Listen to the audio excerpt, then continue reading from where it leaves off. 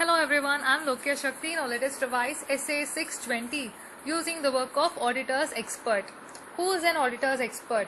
It might either be an individual or organization who possesses expertise in a field other than accounting and auditing, and whose work is being used by the auditor in obtaining sufficient appropriate audit evidence. So this audit expert can either be from within the firm or he might be an outsider. We need to understand the difference between management's expert and auditor's expert. The key difference between these two is, in case of the management's expert, the expert's work is being used by the entity, that is the reporting entity, to assist them in preparing the financial statements. Whereas in case of the auditor's expert, the work of the auditor's expert is being used by the auditor in obtaining sufficient appropriate audit evidence.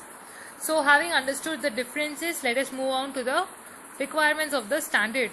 The first requirement is the auditor needs to determine whether the expert's work is needed for the audit or not.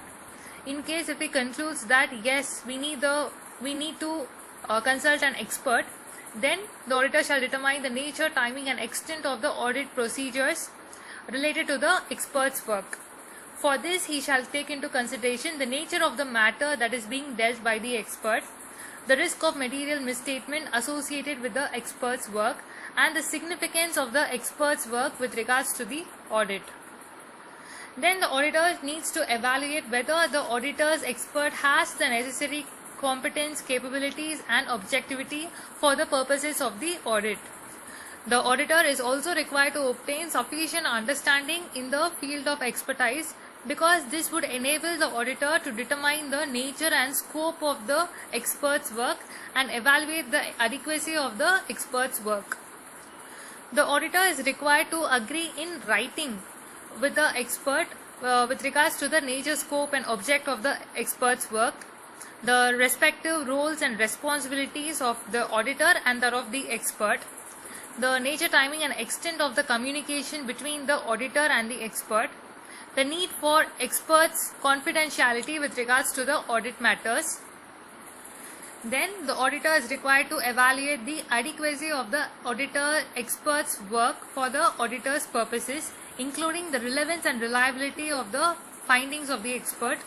If that expert's work involves use of significant assumptions and methods, then the reasonableness of such assumptions and methods used. If that expert's work involves the use of source data, then the relevance, completeness and accuracy of such source data needs to be evaluated. In case where the auditor determines that the work of the auditor's expert is not adequate, then he shall agree with that expert on the nature and the extent of the further work required, or he shall himself perform further audit procedures as appropriate to the circumstances. And finally, in case of reporting, the auditor shall not refer to the work of the auditor's expert in the auditor's report containing an unmodified opinion unless required by the law or regulation to do so.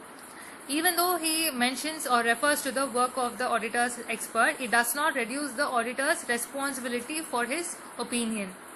And in case of a modified opinion, and where such reference is necessary to understand the reason for such modification, then the auditor shall disclose and refer the work of the auditor's expert in his auditor's report. So these are the requirements laid out by essay 620 when using the work of auditor's expert. I hope it was useful. Thank you for listening.